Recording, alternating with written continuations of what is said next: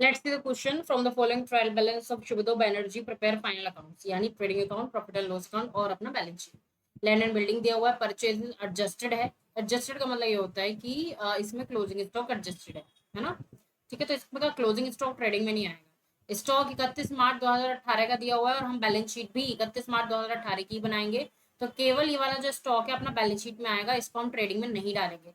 ये बात आपको बताई थी, अगर ट्रायल बैलेंस के अंदर स्टॉक गिवन होता है तो केवल वो कहाँ जाता है, बैलेंस शीट में। ठीक है, return inward, return outward, wages, salaries, office expenses, carriage inward, carriage outward, discount allowed, discount receipt, bad debt, sales, capital account, Chatterjee loan, taken on, लिया हुआ लोन है ये 1 अक्टूबर 2017 को लिया हुआ है ना, 18% पर एनम के हिसाब से। तो ये हम निकालेंगे कि आखिर इसका इंटरेस्ट कितना बन रहा है।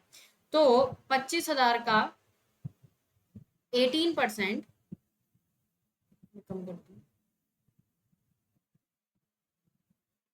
ठीक है, 25,000 का 18%, और कितने महीने का, 1 अक्टूबर के लिए, अक्टूबर नवंबर दिसंबर जनवरी फरवरी मार्च, 6 महीने का। तो ये हमें निकालना पड़ेगा और ये जो आता है उसके अकॉर्डिंग हम करेंगे। तो ये हमारा आता है 2250। क्या हमें कहीं पहले से इंटरेस्ट ऑन लोन दिया हुआ है, कहीं नहीं दिया हुआ है, यानी कि सारा का सारा ही क्या है, आउटस्टैंडिंग है ना। ठीक है, insurance, commission, plant and machinery, furniture and pictures, bill receivable, sundry debtors, creditors, cash at bank, office equipment, bills payable, expenses payable यानी outstanding. Okay, the following adjustment is to be taken care of. Depreciate land and building 6%, plant and machinery 10%, office equipment 20%, furniture and fixtures 15%. Calculate provision for doubtful debt 2% on debtors. Insurance premium include 250 paid in advance यानी prepaid. Provide salary to Banerjee 15,000 per annum, outstanding salary 11,500, 10% of the final profit to be transfer to general. Okay, तो चलिए सबसे पहले हम अपना trading यहीं पे बना लेते हैं, है ना। ठीक है, ओपनिंग स्टॉक भी हमें नहीं गिवन है तो इसमें डायरेक्ट परचेज दिखा देंगे,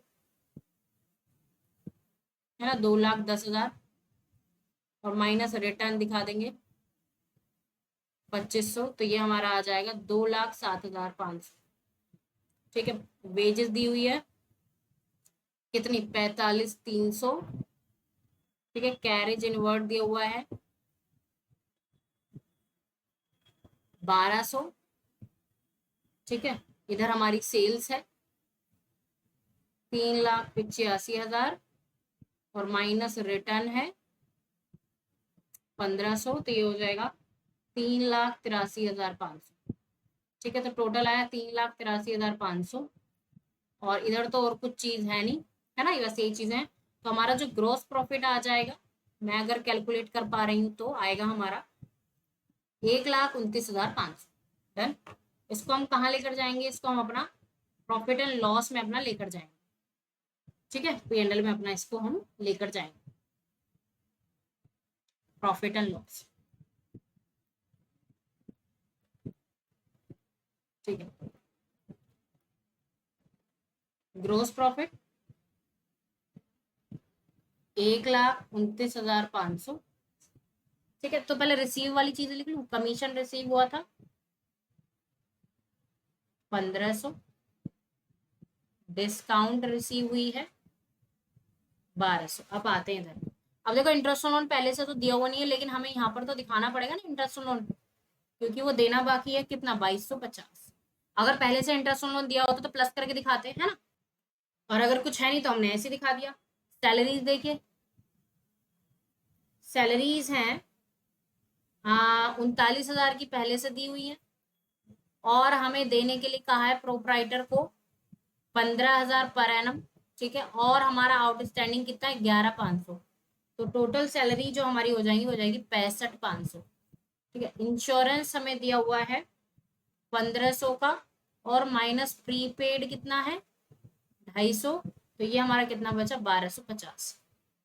ठीक है, डिस्काउंट अलाउड है 750। ठीक है, इधर रिसीव थी, इधर अलाउड है। ऑफिस एक्सपेंसेस है, ऑफिस एक्सपेंसेस 15,400। ठीक है, कैरेज आउटवर्ड, आउटवर्ड 2,000। ठीक है, बैड डेट्स, पहले के बैड डेट दिए हुए 1,200, और नया प्रोविजन बनाना है कितने परसेंट के हिसाब से, 2% के हिसाब से डेटर्स पे। डेटर्स हमारे दिए हुए हैं 40,000 के, 40,000 का 2% आपका आ जाएगा 800, तो हमारे टोटल बैड डेट्स हो गए 2,000 के, 2,000 के हुए। अब बात करते हैं डेप्रीशिएशन की। टोटल डेप्रीशिएशन बता दूं मैं फर्नीचर और फिक्चर्स का, चलिए देखें। लैंड एंड बिल्डिंग का 6%, लैंड एंड बिल्डिंग हमें कहाँ दी हुई है, कहाँ दी हुई है लैंड एंड बिल्डिंग, ये रहा फर्स्ट, कितना था 6%, इसका 6% यानी 3,000। ठीक है, प्लांट एंड मशीनरी का भी 3,000, ऑफिस इक्विपमेंट का 5,000। ठीक है, तो ये हो जाएगा। तो हमारा जो टोटल डेप्रिसिएशन बन के आएगा वो हमारा आएगा 13,400 सारी एसेट्स का।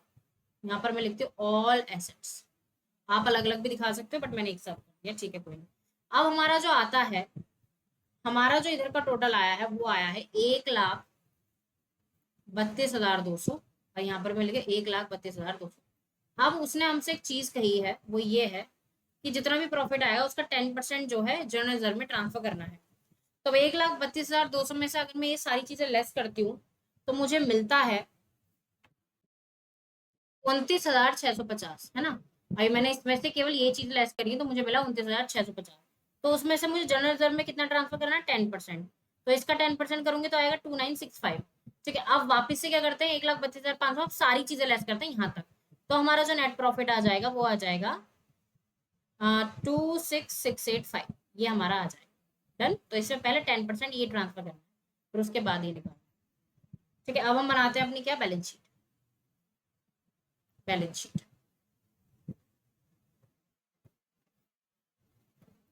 ठीक है, ओके। क्रेडिटर्स परफॉर्मेंस बेसिस पे बना देते हैं इस बार। क्रेडिटर्स पहले 25,000, बिल्स पेबल 12,350, आउटस्टैंडिंग सैलरीज 11,500। ठीक है, कैपिटल 1,15,000, सैलरी पेबल ऑनर की है ना, ये सैलरी पेबल, ओनर को सैलरी देनी है ना 15,000 per annum, 15,000 plus net profit 26,685, तो टोटल हमारा हो गया 1,56,685। ठीक है, लोन 25,000 और उस पर इंटरेस्ट कितना था 2,250। ठीक है, तो कितना हो गया 27,250। ठीक है, एक्सपेंसेस पेबल यानी आउटस्टैंडिंग एक्सपेंसेस,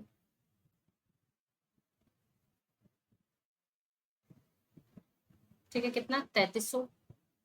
और हमने जनरल रिजर्व में कितना ट्रांसफर किया, जनरल रिजर्व में ट्रांसफर किया 10%, तो 2,965। डन, यहाँ पर भी दिखाना है, याद है ना, हर एडजस्टमेंट दो जगह होती है। चलिए अब इधर क्या आ जाइए।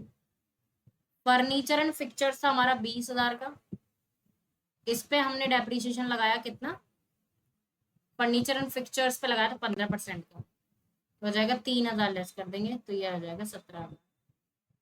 ठीक है, लैंड एंड बिल्डिंग पे हमारा कितना था 50,000 पे था 6% का, यानी 3,000, तो ये आ जाएगा अपना 43,000।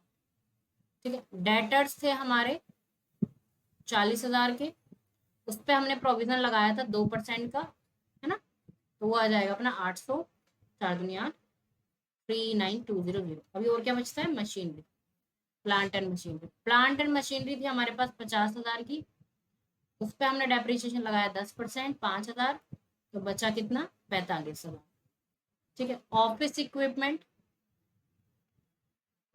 थे हमारे 12,000 के, उस पर हमने डेप्रिसिएशन लगाया कितना 20%, तभी 2,400 आया, 2,400। ठीक है, बच्चा कितना 9,600। ठीक है, इन सारे डेप्रिसिएशन को प्लस करके मैंने 13,400 वहां पर लिखा था। बैंक में हमारे पास कितना पैसा है 45,000, बिल्स रिसीवेबल कितने के हैं 16,000 के।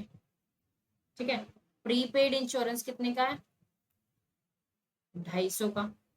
और ये अपना, एक मिनट चेक करने दीजिए मुझे, कैश एट बैंक हमारा कितने का है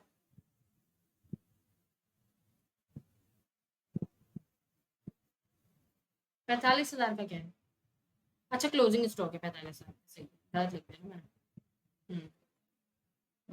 ओके ओके, यहाँ से ही रफ करना है बैंक। ओके, सो ये है अपना स्टॉक, क्लोजिंग स्टॉक, ठीक है। ये है अपना बैंक, और बचता क्या, बी आर ना, बी आर है अपना आई थिंक 20,000 का,